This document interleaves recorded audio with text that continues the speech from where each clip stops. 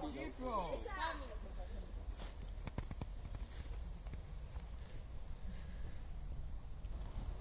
Panie generale, idziemy już. Rozkwitają pąki białych róż. Wróć, Jasieńku, z tej wojenki już. Wróć, ucałuj jak za dawnych lat.